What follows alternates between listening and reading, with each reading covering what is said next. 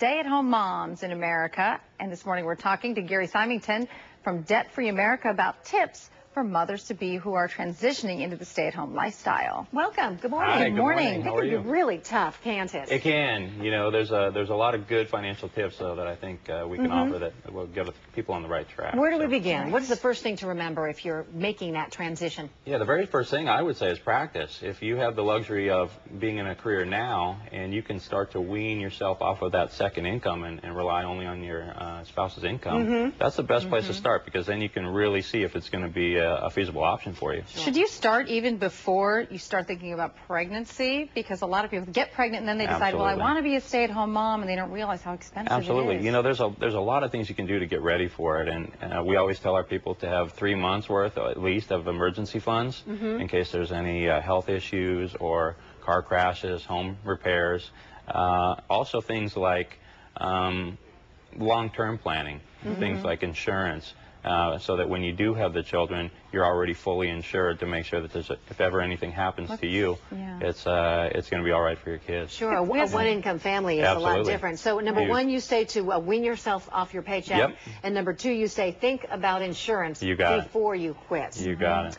Here's some information there. Yeah, a lot of other good tips out there. You know, organizing your bills, and the biggest thing we see there is actually organizing your meals and meal planning. If you can meal plan 2 weeks in advance, a lot of times leftovers, and you avoid eating out, and that's when it really gets costly for a family of, families of 5 going to eat out. You're almost $60, $70, $80, so you can really save yourself some money there. Yeah. When it comes to socializing, what do you think is a good idea? Yeah, there's a lot of things you could do there. The best thing that we've heard, or the best tips we've heard, are people that get together with other stay-at-home moms, because everybody's a little bit different, and their tips will help you to organize your life and be a better stay-at-home mom. It can be isolating when you are not working and you have your regular co-working friends. You got it. And it's really important, too, to get some downtime so you can decompress, so that your spouse can take care of the kids, and you are fresh mentally to handle your kids and handle the household. So there are a lot of changes that have to take place when you're having children, especially becoming a stay-at-home mom.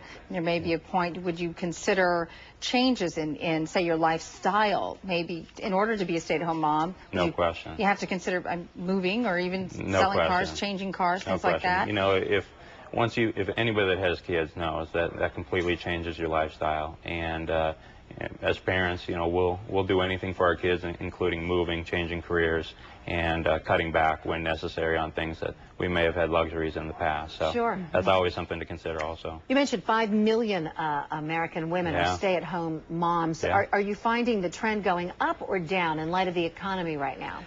You know, I would say it's staying relatively flat. It is obviously increasing, but it's staying pretty flat right now. And a lot of people are turning more towards part-time. Working from home. One spouse working from home, doing part-time tasks.